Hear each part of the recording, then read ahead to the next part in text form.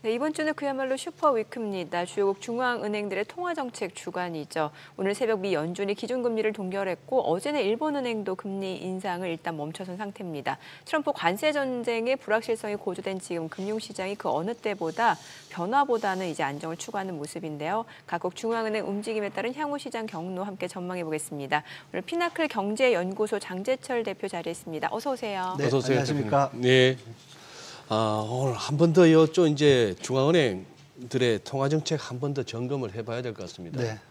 이제 트럼프 대통령 2기가 출범하고 어떻게 보면은 1월 20일 딱 2달 됐네요. 1월 20일 취임하고 오늘 3월 20일이니까 네. 두 달이 2년 같습니다. 그동안 벌어졌던 많은 일들이나 변화가 있었죠. 네, 시장에 또 주는 임팩트는. 그래서 어떻게 보면 시장 입장에서는 중앙은행들이라도 좀 시장이 우호적인 어떤 정책을 펼쳐줬으면 싶은 그런 상황인데 일단 어제 미국 FOMC는 고비를 잘 넘긴 것 같습니다. 어떻게 보셨습니까? 네, 지금 말씀 주신 대로 중앙은행의 역할을 좀 한 것 같습니다. 그동안 시장이 굉장히 네. 많이 변동성이 컸었고 예. 특히 미국 경제 우려가 컸었잖아요. 그런 상황에서 연준이 정책 금리를 동결한 거, 예. 그리고 지난 12월 달에 전망했던 거와 같은 그 전망을 유지했다는 것 자체는 어떻게 보면 시장이 그동안 좀 경제에 대해서 우려했던 거를 좀 그런 것이 과도했던 게 아니냐 이렇게도 판단해 볼 수 있거든요. 네. 그리고 금리를 동결했지만 기자회견에서도 그렇고 전반적으로 시장의 그 미국 경제 괜찮고 예. 아주 버틸만 하고 금리를 인하할 거를 서두를 필요가 없다라는 메시지를 충분히 전달한 것 같습니다. 그래서 예. 그런 부분들이 이제 시장에 좀 영향을 줘서 뭐 1% 내외로 3대 지수가 상승하게 된 계기가 됐고요. 예. 또 여러 가지 또 뭐 양적 완화, 양적 긴축에 대한 얘기도 했었잖아요. 네. 좀 재투자 규모를 좀 조정해가지고 시장의 유동성을 좀 주겠다는 점은 또 금리를 낮추는 부분도 있어서 이런 것들은 시장에 좀 우호적으로 작용한 것 같습니다. 네. 보니까 지금 경제 성장률 전망치는 하향 조정했고 오히려 인플레이션 전망치는 올렸단 말이죠. 뭔가 좀 스태그플레이션 우려가 있을 법하거든요. 예, 그 점이 이제 어떻게 보면 금리는 동결을 했는데 예.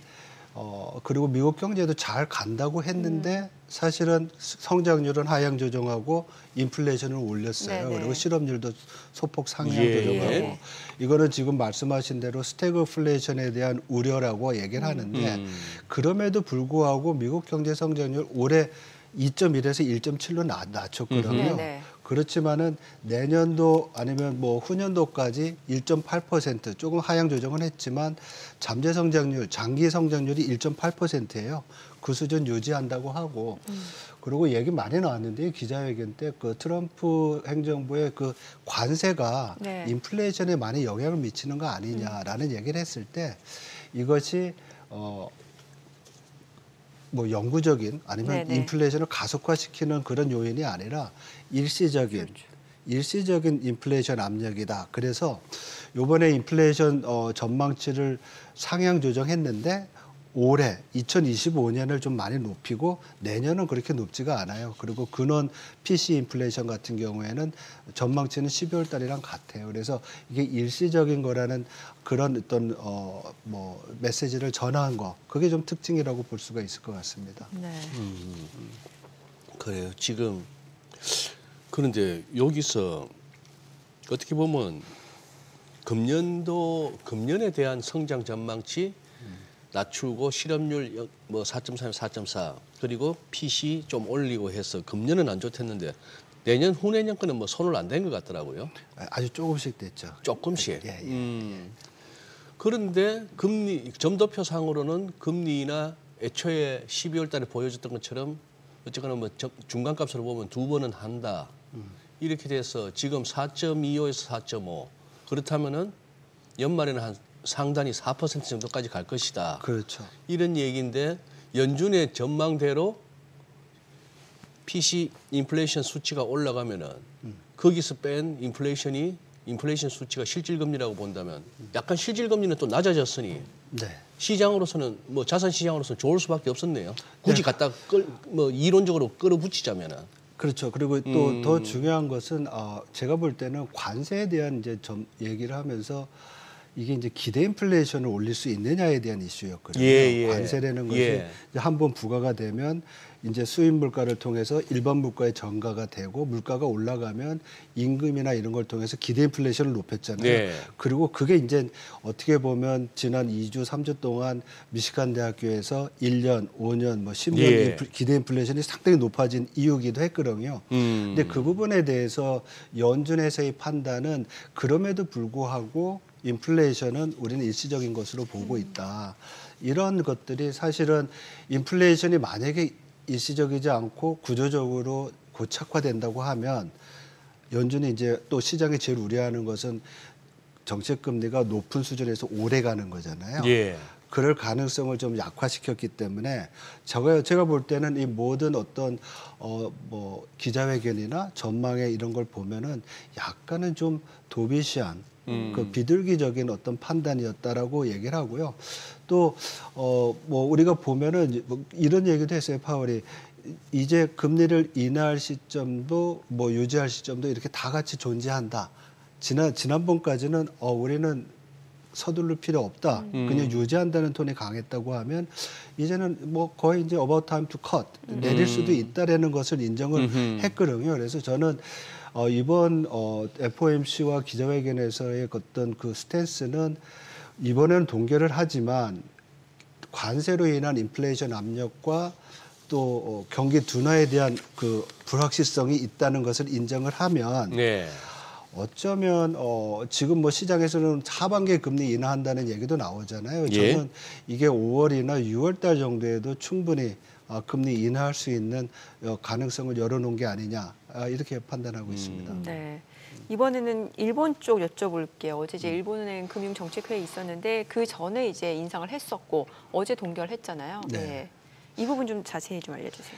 예, 일본 같은 경우에는 사실 동결이 거의 확실시 됐었고요. 그리고 지난번부터 이제 작년부터 금리 인상의 어떤 패턴을 보면 6개월 단위로 금리를 올리는 그런 패턴을 얘기를 했고 네. 일본은행 총재도 그렇고 부총재도 그렇고 그런 거에 대한 시사점을 많이 했었어요. 그래서 이 6개월이 어떤 뭐 공식에 의한 것이 아니라 지금 우리나라도 그렇고 미국도 그렇고 모든 중앙은행들의 문제는 관세로 인한 여러 가지 불확실성에 어떤 식으로 데이터에 현실화되고 나타나느냐를 보고하자는 거거든요. 그래서 데이터 디펜던트하고 관망세, 웨이트 앤 씨 하면서 결정하려면 시간이 필요하잖아요. 네네. 그래서 그 6개월이라는 시간을 우리가 좀 생각을 하다 보면 이번 달은 아닌 것 같고 아마도 6월 달에 금리 인상이 가능할 것 같다는 생각이 들어요. 그리고 또 한 번 더 하면 12월 달에 가능한데 이 모든 어떤 인상의 그 배경은 지금 일본의 물가 상승률이 굉장히 높아요. 3.5%를 그러니까. 넘고 예, 예. 경제 성장률도 나쁘지 않아요. 예. 그래서 일본 중앙은행의 고질적인 문제였던 디플레이션에서 이제 탈출한 건 분명하고요. 그렇죠. 그거의 배경이 되는 임금 상승률이 대기업 위주로 해서 거의 올해 결정된 게 5.7%예요. 근데 작년에 이게 5.1%였거든요. 그러니까 임금 상승폭이 커지니까 물가 압력도 커지고 또한 가게들의 구매력도 늘어날 수 있겠죠. 이러한 점들이 어떻게 보면 일본 중앙은행의 금리 인상 추후 6월 달과 12월 달 올해 두 번 더 추가적인 인상의 배경이 되지 않나 이렇게 이제 전망해 볼 수 있습니다. 어떻게 보면 지금 뭐 장 대표님 말씀하신 것처럼 일본도 지표상으로 나타나는 물가 상승률이나 뭐 성장률 뭐 이런 것들 봐서는 지금 0.5% 정도라는 금리는 너무 낮은 건데. 예. 그런데 이걸 갖다가 제때제때 안 올린다 하는 얘기는 어쨌거나 연준도 그렇고 일본은행도 그렇고 그들이 기본적으로 무슨 이 통화정책이라는 이 칼을 써서 시장에 해코지를 할 마음은 없는 것 같아요. 맞습니다. 상당히 이제 신중한 접근을 네. 하는 것이고요. 그럴 수밖에 없는 것이 우리가 글로벌 금융위기를 겪었고요. 그때 중앙은행들이 안 갔던 길을 갔잖아요. 예. 마이너스 금리나 제로 맞아요. 금리로 갔고 예. 그런 다음에 또 코로나 위기를 겪었잖아요. 예. 이러한 진짜 상상에서나 할 수 있었던 어떤 경제적 이벤트를 겪으면서 굉장히 적극적으로 과감한 통화 정책을 했었어요. 거기서 지금 되돌리는 거거든요. 네, 네. 이 되돌리는 과정은 그만큼 신중할 수밖에 없을 것 같아요. 그런 면에서 사실 통화 정책은 선제적이라고 해서 아주 일정한 경제 전망의 배경을 두고서 선제적으로 금리를 내리거나 올려야 되잖아요. 네. 근데 그렇지 못하고 나오는 데이터 보고 관망하면서 하겠다는 얘기가 어쩌면 그런 거에 어떤 배경이 아닌가 이렇게 생각이 듭니다. 지금 오늘 영란은행 영국도 그걸 하나 보죠. 네. 예. 하여튼 영국도 동결할 거로 보입니다. 근데 네. 지난 2월 달에 내렸거든요. 여기가 네네. 지금 4.5 미국하고 같죠. 예, 4.5%입니다. 예. 근데 지금 영국은 1분기 경제 성장률이 역성장했어요. 그리고 올해 연간으로 보면 한 1.4% 정도 성장할 것으로 보이는데 성장의 그 드라이브가 정부 지출입니다. 민간 부분이 그렇게 납부되는 거죠. 네. 그래서 경기를 이렇게 활성화시키기 위해서는 앞으로 그러니까 2분기, 3분기, 4분기에 3번에 걸쳐서 더 금리를 내릴 거로 지금 예상을 하고 있어요. 그래서 연말 되면 3.75% 예. 그런 금리 인하의 어떤 계획을 세우고 있는 것으로 보고 있습니다. 네. 말씀하신 김에 영란은행 영국도 아니 뭐 듣기로는 저기도 지금 물가가 장난 아니라 그던데. 네. 런던 같은 데는 뭐 하여튼 그 러시아 우크라이나 전쟁하고 뭐 그러면서 그 인플레이션 압력이 상당히 높았던 부분들이 아직 남아 있죠. 그나마 저기서도 이제 정부 지출로 이제 버틴다고 했는데 장 대표님 견해를 한번 여쭤보고 싶었던 게 베센트 장관이 얘기했던 그 디톡스 말입니다. 해독이 필요하다. 네. 그동안에 세계 경제나 어떤 뭐 금융시장이 그러니 정부 지출로 이렇게 많이 그거 왔는데 이제 그로부터의 어떤 해독 기간이 필요하다. 이 말이 우리한테 주는 좀 조심하라는 얘기라고 봐야 됩니까? 아니면은 뭐 결국은 이렇게 해서 우리 이제 재활을 하자. 조금 뭐 금단 현상 좀 있더라도 그냥 가볍게 받아도 될 만한 코멘트일까요? 지금 되게 이제 어떻게 보면 향후 5년 동안의 세계 경제에 있어서 중요한 포인트를 지금 지적하신 거거든요. 네네. 왜냐하면 그동안은 과도했던 통화 정책을 정상화하는 과정이었는데 재정 정책은 좀 뒤에 물러 있었어요. 왜냐하면 코로나 때 재정 엄청 많이 풀었죠. 예. 그걸 갑자기 이제 줄이기가 어려운 상황이었는데 이게 계속 유지가 되면 미국도 그렇지만은 대개 선진국들이 정부 공공 부채 부담이 크잖아요. 예. 재정 건전성 이슈가 있고 그것은 궁극적으로 미국 같은 경우에는 달러 약세 요인이 될 수가 있어요. 이렇게 되면 지금 뭐 미국을 다시 위대하게 해도 달러가 약세가 되면 다 예. 뭐 헛물이 되잖아요. 그렇죠, 그러니까 그렇죠. 이러한 것들을 사전에 막기 위해서 재정 건전성을 좀 개선한다는 말도 있지만은 저는 그걸 또 뒤집어서 보면 정부가 커질수록 민간이 작아질 수밖에 없잖아요. 예. 이제는 민간이 키우고 민간 쪽에서의 역할을 민간 주도의 성장을 해야 되겠다. 그러니까 제조업도 필요한 것이고 또 금융 서비스업도 더 확대해야 되고 네.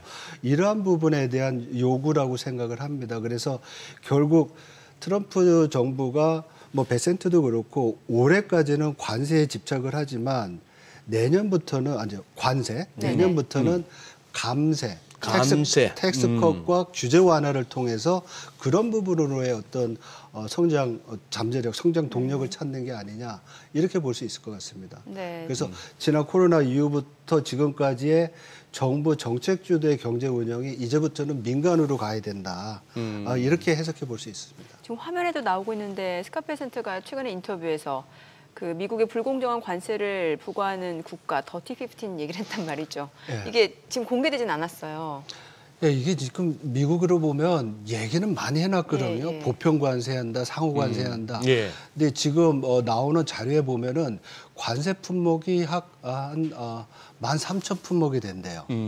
다 모아놔서 관세 네. 미국의 관세를 매기면 13,000개인데 교역 상대국이 200개예요. 아, 예. 그러면 그 리스트를 하면 260만 개에 대한 텍스를 터리프 관세를 적용해야 되는 거예요. 네네. 거의 불가능하잖아요. 4월 2일부터 시작한다고 그러는데 그렇게 될 경우에 아무것도 못할 수 있으니까 지금 생각해낸 게 그러면 구리핑을 좀 해볼까? 뭐 지금 마음에 안 드는 나라들 뭐 예를 들면 아니면 예. 그 15개의 나라들 편의적으로 예. 그래놓고서 이름을 진 게 더티 15, 더러운 뭐 15개 나라 그러며 그만큼 지금 제가 볼 때는 편의적으로 이렇게 갈 수밖에 없는 상황인데 이 더티라는 얘기를 쓴 거를 보면서 제가 야 지금 미국 행정부가 이 관세에 대해서 어떤 생각을 가지고 있고 어떤 식으로 접근을 하고 있구나 이런 걸 느낄 수 있어서 예. 좀 상당히 좀 그랬습니다. 거기에 이제 한국이 들어갈 수밖에 없죠. 왜냐하면 대미 그 무역 흑자를 누리는 10개 국가에 우리가 8번째로 들어갔거든요. 그러네요.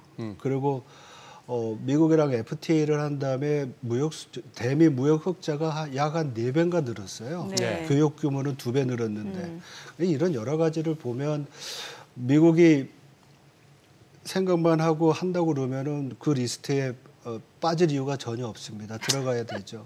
지금 4월까지는 봐야 되는 4월 2일 날 그렇죠. 발표한다고 했으니까. 네. 대표님 저 더티 저는 저 국민학교 때 그 영어도 모를 때 그 젊은 클린트 이스트우드의 그 영화 포스터가 막 더티. 벽에 붙어 있었는데 더티 해리 시리즈.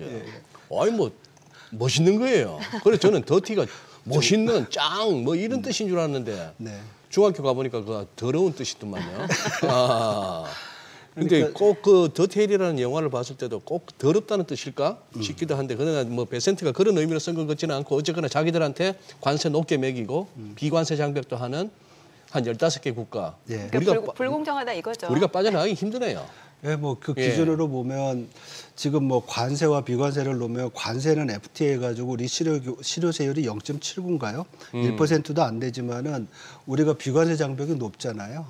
네. 그래서 농산물서부터 해가지고 뭐 디지털 서비스까지 그래서 이런 부분에 대한 미국의 비관세 장벽에 대한 압박은 벗어나기 어렵지 않나 이렇게 생각하고 있습니다. 왜 보통 게임 같은 거 할 때 좀 상대가 약간 좀 불공정하다 느낄 때 더티 플레이라고 하잖아요. 더티 플레이. 예, 그 거기에서 더티 개념과 좀 비슷하다고 보여져요. 예, 그러니까 뭐 우리 밥 먹고 각자 계산한 것도 더티페이잖아.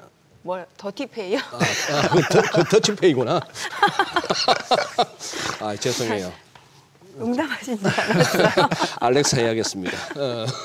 네, 자 우리나라 금통위 좀 여쭤볼게요. 다음 달 이제 예정되어 있는데 지금 지난 8월부터 한 3차례 정도 지금 인한 상황이잖아요. 예. 10월, 11월, 2월 그렇죠. 이렇게 해서 예, 3번. 예. 이번에 어떨까요? 이번에 동결을 하고요. 예. 근데 이제 2월 달에 내렸으니까 이제 추가적으로 언제 내릴까에 대한 이슈인데 저는 5월 달 정도에 내리는 게 맞지 않나 이렇게 보고요. 그리고 지금 오늘도 보면 뭐 신용평가사에서 우리나라 경제 성장률을 1.3%까지 낮췄잖아요. 예. 저는 그렇게까지 우리나라 성장률이 내려갈 거라고는 보지는 않아요. 네. 왜냐하면 1.3% 성장률을 하려면 민간 소비가 엄청 많이 줄어야 되고 정부 지출도 줄어야 되고 뭐 여러 가지 이슈가 있는데 저는 이제 아직까지도 1.6, 1.5%는 보고 있습니다. 한국은행 전망치랑 비슷한데 여기에 이제 추경이라든지 여러 가지 이슈가 있어야 되겠죠. 그래서 어제죠. 어제 그 토지거래 허가제가 다시 환원이 됐고 좀 다시 이제 뭐 부동산 문제에 대한 이슈들이 있는데 네. 제가 볼 때는 5월 달에 금리를 한번 내리고 하반기가 되면 금리는 동결을 하고 추경호를 통해서 재정을 통해서 경기 부양을 해야 되지 않나 이렇게 네. 생각을 생각을 합니다. 근데 이 이유는 뭐냐면 2월 달 그 통화정책 방향 그 스테이트먼트가 있잖아요. 예, 그 예. 통방문이라고 하는데 거기 마지막 부분에 이 얘기를 했어요. 금리의 추가적인 하락이 있을 경우에는 가계부채라든지 환율 부분에 있어서의 금융 안정성의 문제가 나올 수 있다. 이런 얘기가 있다는 것은 금리의 어떤 추가적인 하락의 폭을 제한하는 거라고 생각을 해서요. 좀 금리 인하는 상반기 중에 한 번 더 하고 하반기에는 재정 정책이 좀 했으면 좋겠다 이런 생각을 하죠. 알겠습니다. 오늘 내용 잘 들었습니다. 고맙습니다. 감사합니다. 고맙습니다.